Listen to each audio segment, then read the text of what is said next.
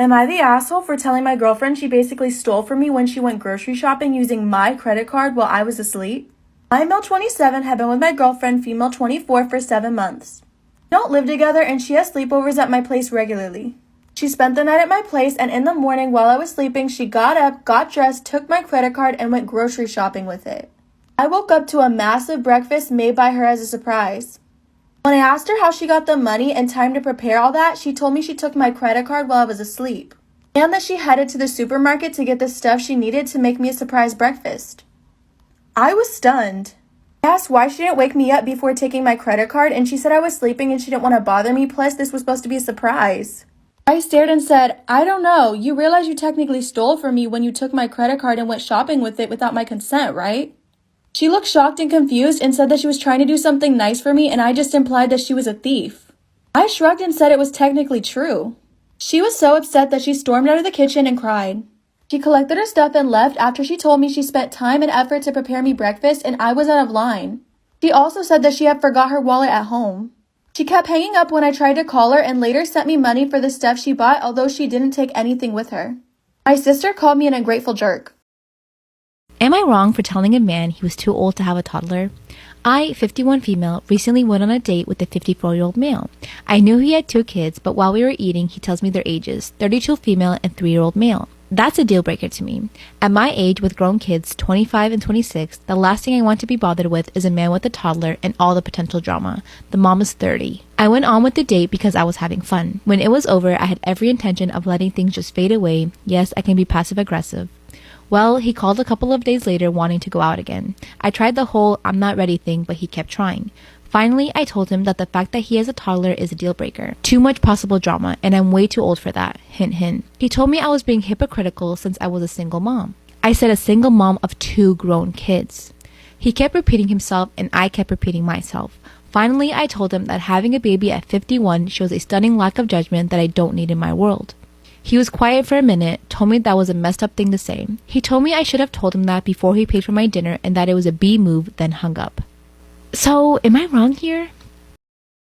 Earlier this year, my friend Taylor moved in with my boyfriend Charlie and me. Taylor and I worked together and became really close friends. I introduced him to my boyfriend and now the 3 of us are friends. However, I'm closer to Taylor than my boyfriend because Taylor and I have bonded over similar traumatic experiences. The other day, Charlie and I left for a weekend trip. Taylor agreed to take care of our dog while we were away, which we were happy about. Charlie and I have a security camera in our bedroom. This camera is aimed at the bedroom door and bathroom door. We have a bathroom attached to our room. Minutes after we left, we got a notification that there was motion in our room. We checked the cameras and saw Taylor just standing in our room. Over the next 30 minutes, he went in and out of our room about 7 times. It's important to know that up until this point, we have sincerely valued privacy. We never go in his room unless he states it's okay and vice versa. So we were surprised to see him just walking in on his own. The 8th time he went in our room, we saw him go over to my dresser and dig through my panty drawer. He picked out a pair of panties, pulled on his boxers and pants, put my panties on, and then his boxers and pants back on over it. A few minutes later, he returned wearing one of my tank tops when he noticed the camera. He slowly backed out of the room, but then he returned later and continued digging through my panty drawer. He returned multiple times later to dig through my panties. All of this recorded and saved on video. Seeing how he invaded our privacy and wore my underwear made me feel sick and needs to be addressed. We don't want to make Taylor feel ashamed for cross-dressing, but what he did to my clothing was disgusting.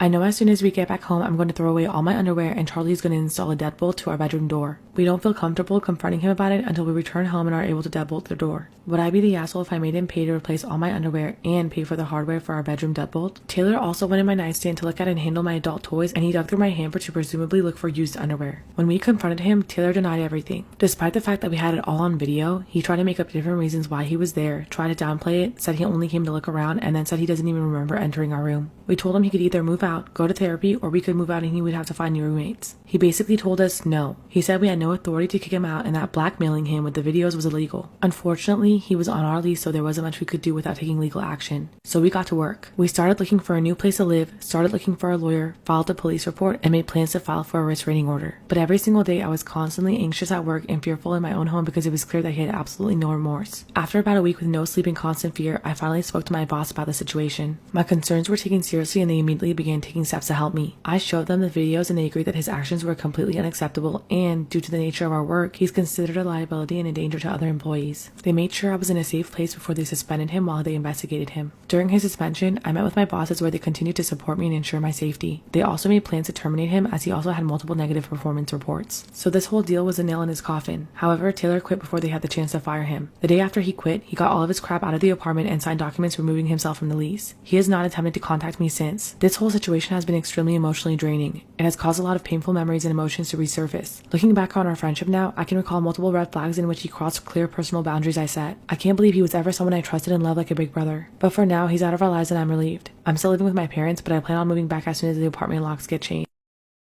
Am I the asshole for telling my mom I'm not paying $100 for Thanksgiving dinner? I, 16 male, got a job at Taco Bell.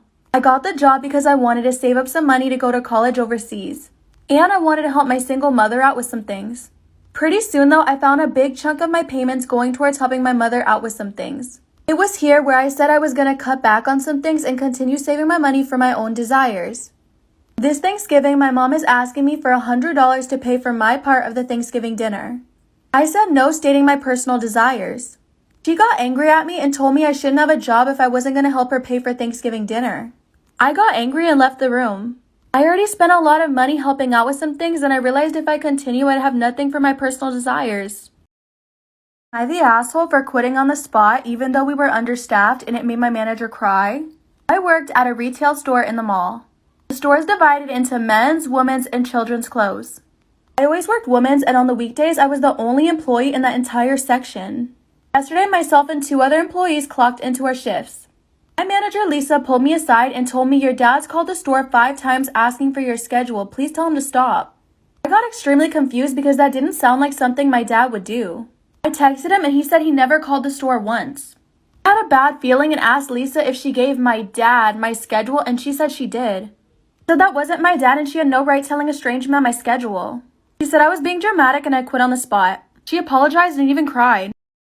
Story time! Okay, so this happened when I was in 5th grade. So it was towards the end of the school year and I had this best friend. We'll call my best friend Becca. So I want to say that me and Becca were literally living the best friend dream. We had all of the same classes except for like 1 or 2. We had the same bus stops, the same friends, and we were even neighbors. And to me, she was basically my sister. So one thing to know is that me and Becca both lived in a trailer park. And this one specific day, me and Becca went to go visit her sister. Her sister lived a few minutes away from us and me and Becca lived in the same road so we could walk back home together. So then after we were done visiting her sister, we began walking back home. And one thing to know is that I had lived there for 2 years and Becca has lived there her entire life, so we knew this trailer park by heart. So as we're walking, we're laughing and we're joking around. And we were about halfway through the park when I noticed that there was a van.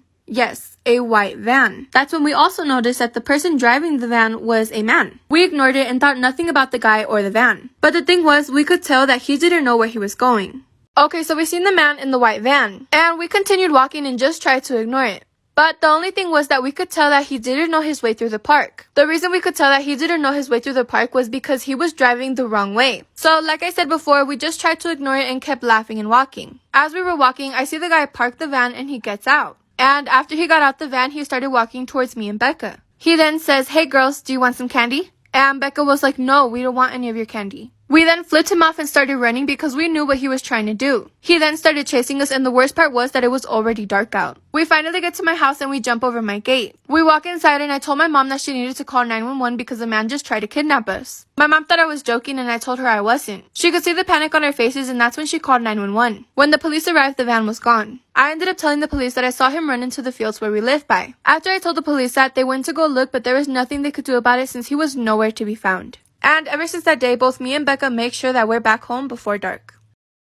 Story time! Okay, so I have a cousin who's dating my cousin. And no, before you trip, they're not blood. We'll call them Ryan and Lily. So Ryan's been cheating on Lily for a long time already. And recently Lily found out, but she still decided to stay with him after that. So then fast forward a few weeks later. Lily's looking through Ryan's things and she ends up finding messages between him and another female. After she's seen the messages, she ended up going to his house to see if he had another female in there because in the messages it said that they were going to meet up that night. When she got there, he didn't want to open the door for her and after a while she left. And even after that situation happened, she still decided to stay with him again. So then fast forward another while later. And to no surprise, Lily ends up finding messages between him and some other female again. But this time they ended it and she still wanted him back. She begged Ryan over and over and over again until he finally gave in and went back to her. But now the tables have turned. I now have video proof of Lily kissing another guy. But to make matters even worse, I even have a video of Lily doing the you know what with this guy. Her friend gave me the video and she was the only one who knew until she decided to tell me. I now want to confront Lily, but she's gonna ask me to so now I'm debating on either confronting Lily or telling Ryan that Lily has been cheating on him. Hi guys, thank you for watching. I love you guys so much. Please like and subscribe to see more great videos. See you again. So we drifted away, but that's okay.